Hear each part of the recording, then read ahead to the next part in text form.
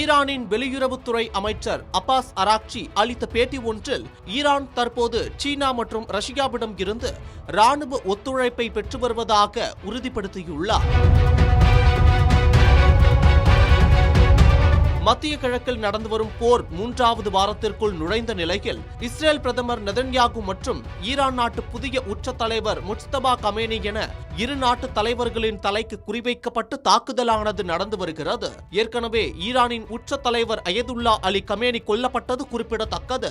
ஈரானுக்கு ரஷ்யா நேரடியாக உதவி வருவதையும் அந்நாட்டு தலைவர்களுடன் ஈரான் நாட்டு தலைவர்கள் பேச்சுவார்த்தை மேற்கொண்டதும் அவ்வப்போது செய்தியாக வெளியான நிலையில் தற்போது ரஷ்யாவிடம் இருந்து மட்டும் இல்லாமல் சீனாவிடம் இருந்தும் ராணுவ ஒத்துழைப்பை பெற்று வருவதாக உறுதிப்படுத்தியுள்ளார் ஈரான் நாட்டு வெளியுறவுத்துறை அமைச்சர் அப்பாஸ் அராக்சி.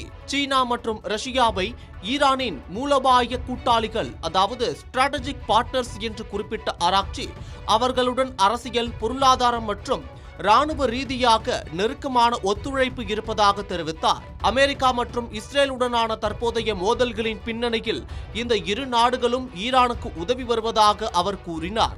எனினும் இந்த ராணுவ ஒத்துழைப்பின் விரிவான விவரங்களை வெளியிட அவர் மறுத்துவிட்டார்.